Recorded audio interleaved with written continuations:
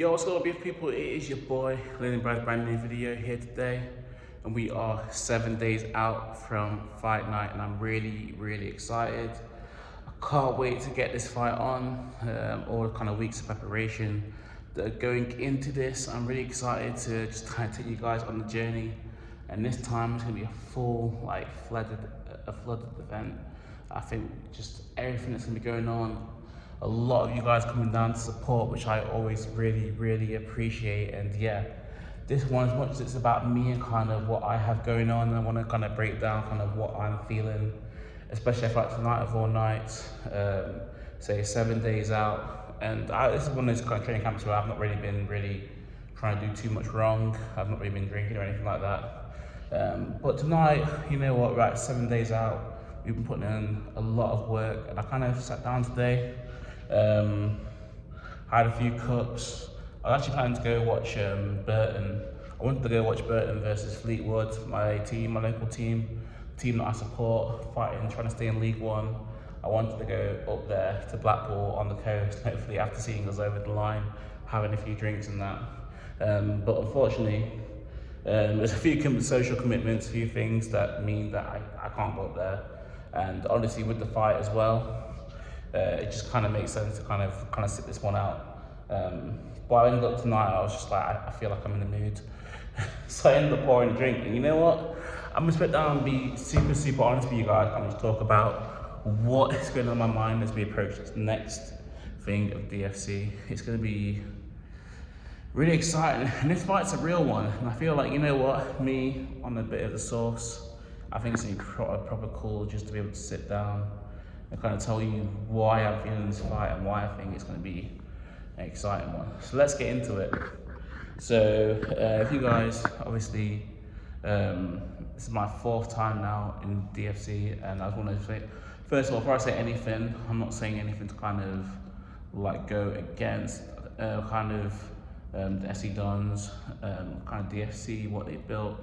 It's been amazing to me, and the kind of opportunities, obviously them giving me the opportunity to be in that ring, and then also just off the back of that, literally being out in London. Like, I don't even come from London, like I'm from the Midlands. Like, I grew up in the Midlands, grew up in Burton-on-Trent.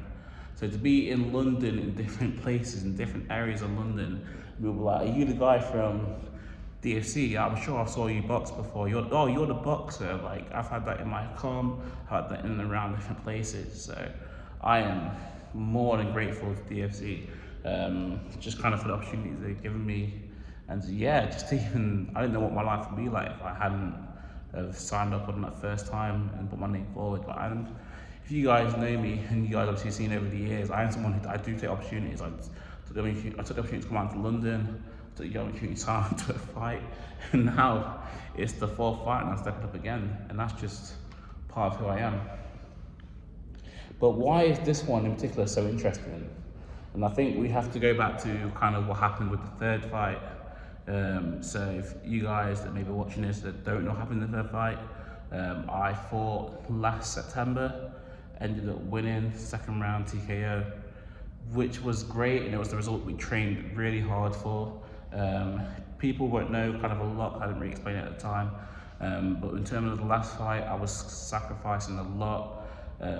My uni combination had run out at the time, so I was back in Burton-on-Trent, and I was very fortunate because the only reason I probably took that fight is because Louis, one of the guys, Shield, who's sports a few of the fighters,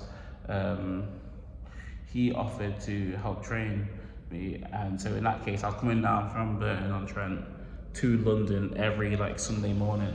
So you gotta think Sunday morning as well, especially, I know in London the kind of transport runs kind of more regularly, but especially when you're back in the Midlands, like getting a train first thing Sunday morning, I was either having to go to Derby at 6 a.m, which is the nearest city to my hometown, and then get the train down, or I was having to catch a night bus. I was having to get a night bus from my hometown in Burton to Derby, and then catching a bus at 5 a.m. and on the coach to London. So as you can imagine, I was putting in these sort of 12-hour round trip days to do an hour and a half, 2 hours training. So a lot was going into that fight, and then we sort of get to fight night, and I'm kind of buzzing. I've got a few people coming down. Obviously, my mum and my brother travelled down from Burton-on-Trent, and then obviously a few friends have come down from within London, and they're all coming down. They're all about to get there about a similar time, and I was telling the people, I was like, "Yo, apparently running slightly late, maybe about half an hour. And now I'm just been at this point in the cards, but can we maybe delay it? Maybe like up to like half an hour. It might be like, end up like 1 or 2 fights later." What actually ended up happening is my fight ended up getting moved forward. I think originally I ended up like the week before, I've been told it was gonna be like 7th, so I actually thought, oh, we're gonna be fine anyway. And then on the day I got there, it's like it's gonna be 4th. I'm like, oh, this might be close. They might not see all the fight. We're gonna move it potentially by like maybe 1 fight. By the time it actually comes ready, getting ready, me and Louis at the time, we were like, oh, we're gonna be like 4th on. And then I get told, oh, you're after the first fight. You touch like, so we're just like kind of chilling, getting I'm getting my hands like wrapped. We're thinking we get like a couple rounds of like some like pads. We think we got time. No, you're not actually on for this fight. Oh no, you guys need to hurry up. You guys need to hurry up. You're on second. And instantly in my mind, I'm like, my family ain't gonna see this. Like, they've literally traveled like the whole day. They've been traveling from like 3 p.m. and no, like way earlier than that. Like, they're traveling from like midday, and they're not gonna end up seeing this fight. And they've literally paid the tickets, they've paid the train fare, they've got a hotel to be in London that night, and they travelled to see this fight, and they're not gonna see it. And sort of all that sacrifice, I wasn't in the crowd, because you've seen from the first 2 DFC events, the videos are on my channel because they were there, and they recorded it live. We were on like Instagram live, or someone was like recording it live. So I've had the footage straight away. So like kind of everything from like the intro, I picked certain intro music to where I'm trying to like put on my boys' songs who are from Burton-on-Trent, and I've tried to really embody this thing, and I wanted it to really be a moment. But that was all lost when the fights got put forward, and I didn't get to kind of share that moment. Even after the victory, like none of my people were in the crowd, don't really have any photos. So it was kind of this whole summer where I've kind of been on about this fight, and this whole build up and bringing people down. That was all lost, and that hit me a lot. I was like basically having a fight that didn't exist. Like that really got to me for a while. Kind of had to let that go, and then prepping for this fight, which is why is this fight so juicy? Well, I'm gonna spill a bit of the tea. It's not crazy tea, but it's a bit of tea. So my next opponent, who I actually still to this point hasn't been named, even though I'm pretty sure I know who it is, but the opponent hasn't been named. But I've been told when I tried to go back to Louis, obviously me and Louis, we worked quite well in that DFC free camp, got the win. So I was like, yo, I need to get back into fitness. Let me hit Louis back up to see if I can go train with him. I'm happy to whatever needs to be done so I can go train and do that and get up to speed. So I hit Louis back up, and he's like, yo, Lyndon, I respect obviously everything that's happening, but I've just got to let you know that your opponent is going to be coming out of the gym that you were sparring and training at last time. So unfortunately, you can't train here, and I can't really help you or your opponent, which is, I respect that. It's more respectable from Louis. Like I say, I've got nothing to say about him. If anything, I wish I could have said more good things about when we did the training and sparring that we did and everything we put together for the last fight, because I think we did a lot, and I think it showed in the result after kind of going through the first 2 losses. That was, that performance was important. Like, I had to win that fight, and we came out, we had a game plan, we worked hard, we put in the work, and I think one really good thing about that fight, even though it didn't really get the sort of eyes that it probably should have, like, one thing that was important about the fight was just the fact that, like, I had a mindset, I put the work in, I stayed disciplined, even through these times, even when, like I say, I went up to Blackpool at the start of August when that thing was, so yeah, even after that today, not being able to kind of go to Blackpool, being up there, being able to support on the train and stuff, because I've got commitments down here. Even at the start of the season, we had another away date in Blackpool, so one was Blackpool, today's Fleetwood, the August it was actually Blackpool. And I remember going up to Blackpool, I was there with my mates, obviously having a good time, drinking, going to the game, staying in Blackpool for a bit. But I had to dip from Blackpool about 6:30 to get back to Burton-on-Trent about 10 o'clock, after 10 o'clock. I remember saying hi to my mum, maybe eating some food, going straight to bed, maybe about 11, and then being up at 3:30, getting to Derby for about 5, and getting straight on the coach down to London to be at training at Louis' gym at Gumshill for 12. And that was just crazy, a crazy weekend. I'm like a bit sleep deprived. I'm a bit drunk. Like it's all going off. And yeah, but like I say, those kind of experiences, man. But yeah, as you guys can now understand, my opponent's boxing out of the gym that I trained at last time, and his sparring partner is someone that I sparred with last time. So, and his coach is obviously my coach. Obviously, I trust it. Obviously, Louis said that he's not going to help him too much. But I understand that the fact that they're there and like he's in the same gym, and like I understand that if they're training under an official gym, like that fighter is expected to beat me. Like let's be very, very honest. Like the guy who was a YouTuber who decided to take up boxing as a way to get fit and lose weight whilst he's doing other stuff in terms of music industry, and whilst he's in uni, and whilst he's basically teaching himself how to box, which is what everyone was shocked at the first time.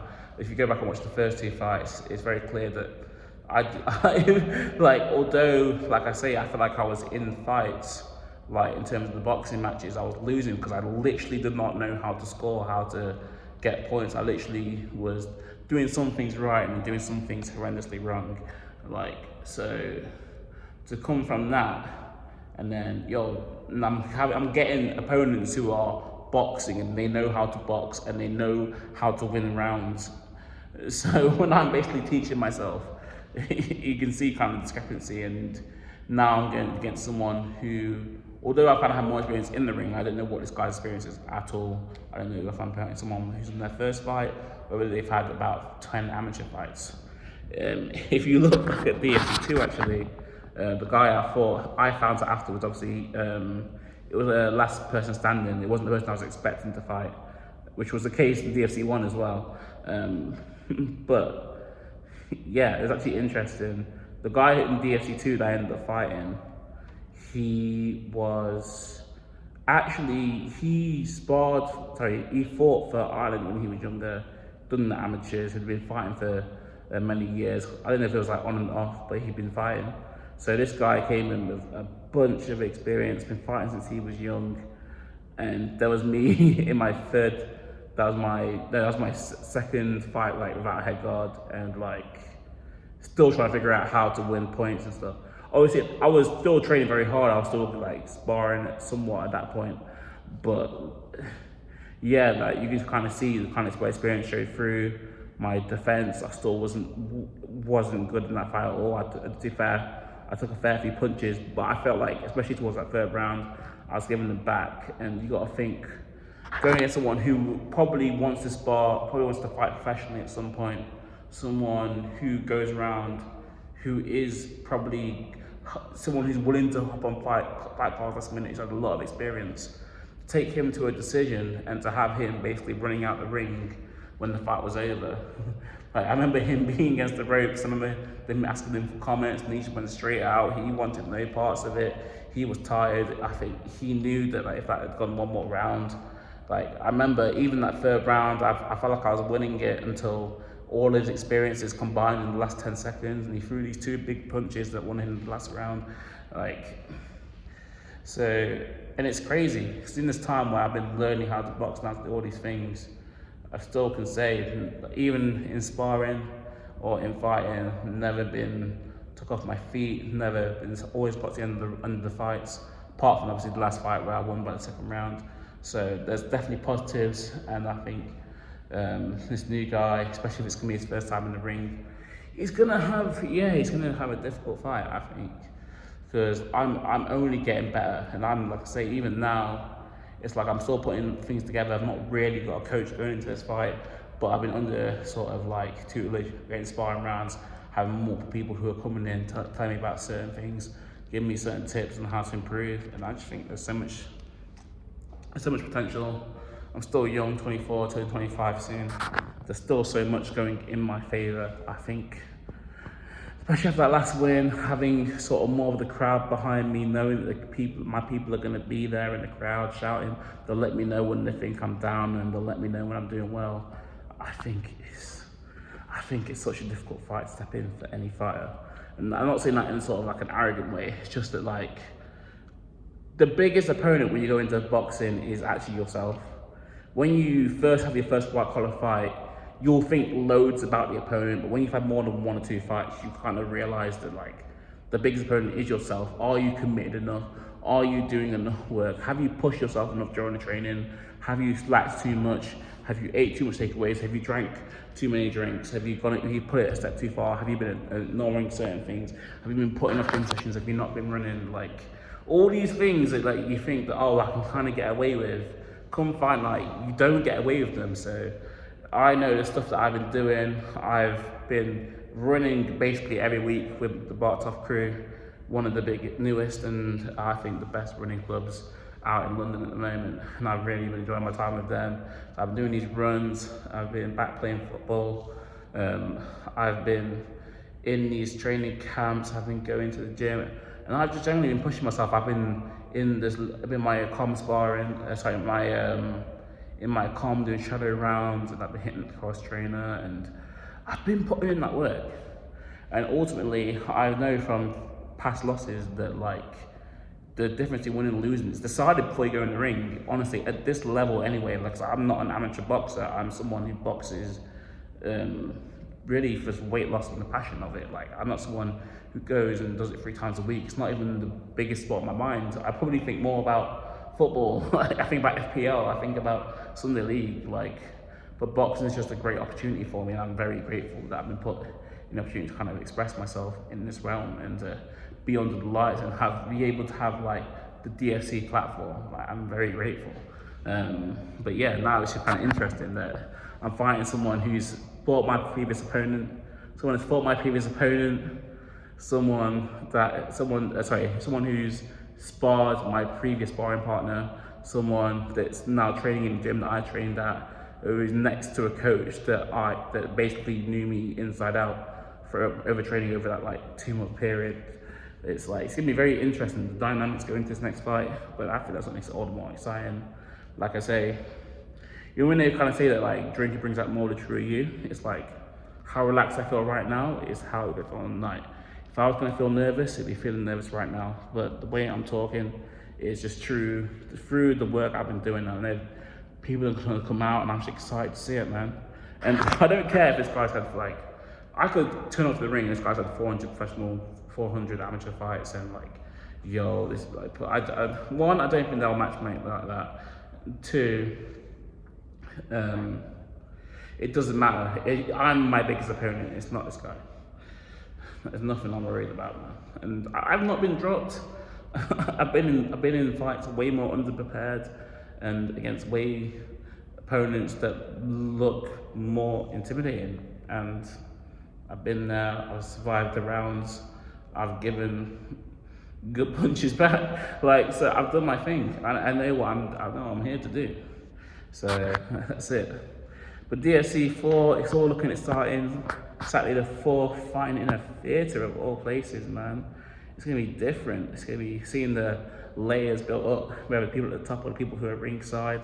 I don't know where I'll end up being in the card. Hopefully, like I say, all people get to come through, get to be there, and make sure all the people who are coming down, make sure you're there at the start, because I do not want to repeat it last time. I want everyone there from the start. And yeah, I'm looking forward to this build up, but hopefully, I don't know what they've got planned for fight week. Hopefully I get to speak to this guy, see this guy before the day. I'd love to just be able to say some words, see where his head's at, see what he's thinking, maybe learn a bit about him. It'd be just, yeah, cool. I like mind games, man. I like chaos. I'm all about chaos. Chaos baller. For real. For real, for real. But yeah, I'm all about it. I'm all about it, man. I'm all about taking opportunities, and DFC found me another golden opportunity, and I'm just ready to take it. I've been putting in that work, and I know it's a great platform. I've been on it multiple times, and I'm just ready to go back to back wins, baby. That's what it's all about. It's your boy Lyndon signing out. You guys, I'm gonna tell. Like I say, I generally have so much love for Flips and the DFC team for everything they've done for me. So, although the title probably something like, "Oh, the truth about DFC," it's like honestly, they're the sickest people, man. And I know what happened at that fight isn't gonna happen again. That was very like, it was very like a one-time blip type thing. Everyone's like sort of like kind of apologized, said kind of what happened. It's all been resolved. That's all in the real. I wouldn't. If there was still something in the air or unresolved from that, I wouldn't be fighting again. Like, and at the time, trust me, at the end of that third fight, I would generally question whether I'd fight in DFC again. But I took some time to reflect on it, and they made some assurances to me, and they just kind of said their apologies and stuff, and they all got resolved. So that's not an issue. But yeah, it's kind of nice coming on here after a couple of drinks and just being able to chill out with you guys. And I'm just really excited. DFC 4, let's get this win, baby. It's your boy, London. Till next time, peace.